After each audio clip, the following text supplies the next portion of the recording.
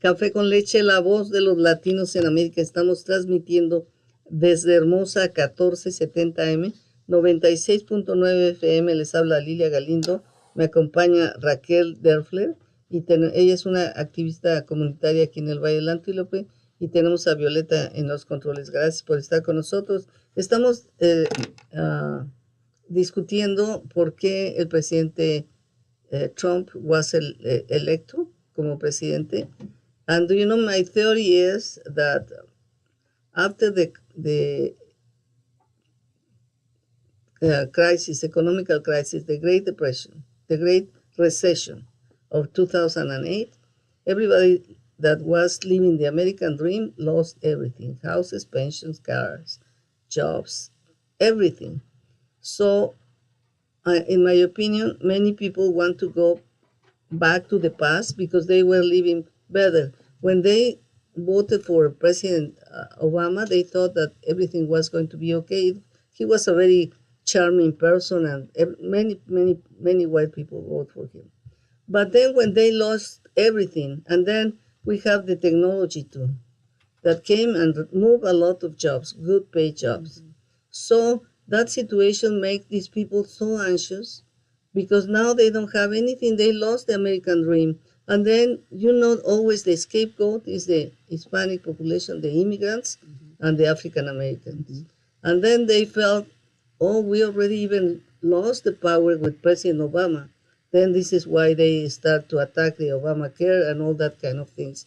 I think that people would prefer to go back to the 1950s, in which they had everything, and it was everything nice and really nice for them. And I understand, because if I was in that situation, maybe I was going to act the same. And I think that they could elect somebody who really thinks like Trump, but not Trump, because President Trump is not an honest person, in my opinion. Mm-hmm. I agree with what you're saying. So, as far as Trump, it's not even that he's not an honest person. He has no moral beliefs. So that's what makes him so dangerous, is that whatever sounds good in the moment and whatever's going to benefit him personally. But going back to people that lost everything, yes, they want to idealize things in the past where, let's just say it, white folks had the majority and were able to do, pretty much what they wanted, oppress people. And so for them, life in the 50s was great, but it wasn't great for those of us in the Latino community, or those in the Black community. And those groups were not able to speak up out against their oppressors. Mm-hmm. But now we cannot put the clock back. You cannot. Then we have to adapt to the new situation. I know that it's painful for many people, but look, we need younger people to replace the older generation, the baby boomers, that they were, many of them, whites. But if we don't have people working, we are not going to have Social Security for all of them. They should understand that the change is inevitable. And then you have to adapt the best that you can. Okay, we need people working so I can have my Social Security in the future, ¿no? Yes, yes. Bueno, estamos hablando rápidamente de cómo los cambios, ¿no? Que mucha gente se vio totalmente decepcionada de los cambios que hubo con esta crisis del 2008-2010, que los dejó sin nada, pero que fue producido por un gobierno republicano, el del presidente Bush. Y entonces nos agarraron de chivos expiatorios, como si los hispanos y los afroamericanos tenían la culpa de la crisis económica. También se dieron cuenta que habían perdido el poder, ya el poder presidencial con el presidente Obama. Eso les produjo una crisis horrorosa, y entonces lo que sucede ahora es que quieren volver al pasado, y desafortunadamente el pasado ya no le puedes dar vuelta al reloj atrás para nada, absolutamente para nada. Y por eso es que es importante que en esta elección del 2024 participemos, para que no haya una persona, para que el presidente Trump no vuelva a ganar, porque es un peligro. You know, in Mexico, I forget it. But you know, there is an opportunity for us to make changes and to elect here people in Congress who represent us, who really cares about us, Mm-hmm. and and we need a candidate who can put the interests of all our community together and say, look, nobody's going to have the 100%. Right? What is the most important thing for you? And what is the most important thing for you? And I will try to work like that. Exactly. So, like who we have now, so we have our representative in Congress for this area is Mike Garcia. So I think what happened with him is that folks in the Latino community saw the last name Garcia, right, and thought, oh, he's one of us. His values align with us. He's going to help our community. Failing to understand that he is a Republican, and he, though on the campaign trail, tried to talk about him living the American dream, first generation. Since he's been in office, he's done nothing to help protect the rights of the Latino community.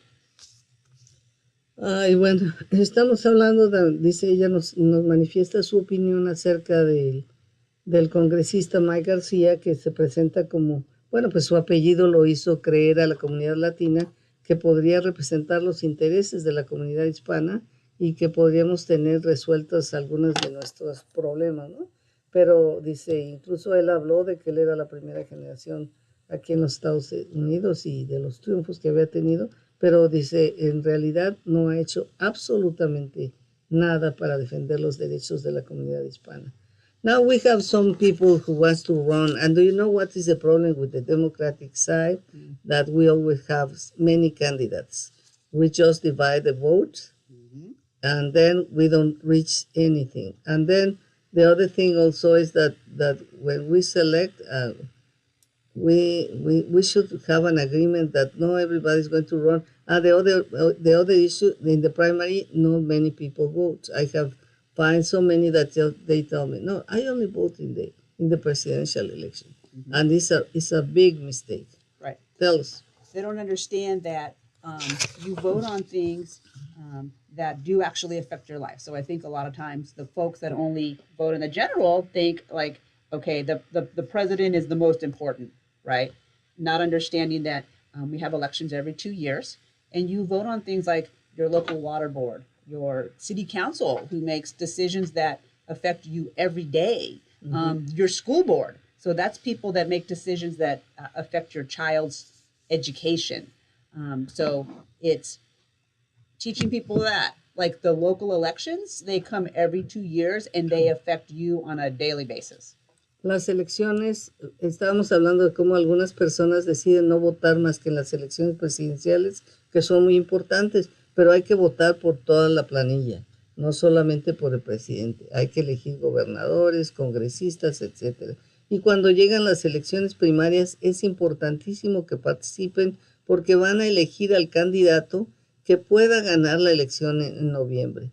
Y las elecciones locales, nos dice Raquel, son las más importantes porque son donde vas a elegir al miembro de la mesa directiva del agua, al miembro de la mesa directiva de la ciudad, miembros de la mesa directiva de las escuelas. Esas son las personas que hacen las decisiones sobre tu vida diaria. Por eso es que hay que poner atención también a esas elecciones. Now, before we leave, tell me how is the weather for you? Have you suffered a lot? How do you see the community? Do it. So I think that our community is, especially the young folks, they don't see a lot of hope. They see that there's really not a lot out here for them. And so they really have a mindset that the one vote doesn't count, that their vote doesn't count, or that, they vote for these people and then nothing changes for them. So I think it's them not understanding basic civics, right? So we have to go and work with him, yes. With them. Okay. What do you think about the extreme heat that we are suffering? How do you see in your community? Do you see people suffering or they yes. a lot? Yes. So we have folks that even if they do have a home, they're not going to be putting their air on because they can't afford those bills. Then we have the unhoused that are literally out there in the heat. And that's, horrible. So think how hot we are just being in our homes. Can you imagine being outside? Where here we are. We started this show at 8:00 and it was already over 80. So imagine being out there unhoused in weather like this, or just not being able to pay those high electric bills. So we have a lot of people that have to choose between electric bill or food, right? So So sad. yes. So sad. Well, it's very sad. I think that we have behaved so bad that God said, you know, I'm going to send everybody to hell. But then he said, if there are too many, I better send hell to the earth, and then they will suffer the consequences. No, it's terrible, terrible, terrible. What are your plans for the near future? Tell me a little bit about your organization, your event about the Night. Latin. So I'm with an organization. I co-chair an organization, Cancel the Contract. So I want to say it's the most misunderstood organization in town. So basically, we advocate for community. So we advocate for community against racism of the police department, whether it's in community or in our schools. But we also advocate against things that the school district is doing that is harming our brown and black students. So you can check out our website, Instagram, Facebook. But as far as what you're saying, Latinx night, we had our Latinx night last Thursday, and we brought in local community, Latino community leaders to ask about their work. Our guest speaker was Frankie Carrillo. This was a gentleman that was framed by the police at 16 for a murder he did not commit. He spent 20 years in prison before he was exonerated. So we got to hear his story as well.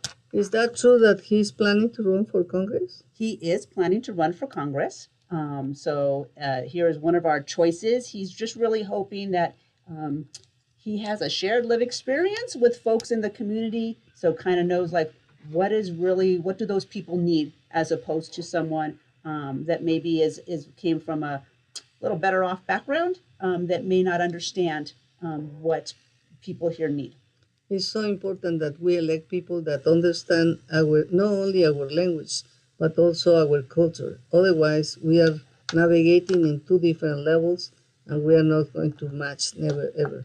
Es importantísimo que elijamos, amigos. Dijo que en su grupo que organiza, que se llama, es un grupo de latinos que se organiza cada 2 semanas. Ellos tienen líderes comunitarios discutiendo las opciones para el futuro. En el pasado, en la sesión pasada, tuvieron a Frankie Carrillo, que es un joven que pasó en la cárcel desde los 16 por 20 años por un crimen que no cometió, y él quiere representarnos en el Congreso para evitar que esto le pase a alguien más.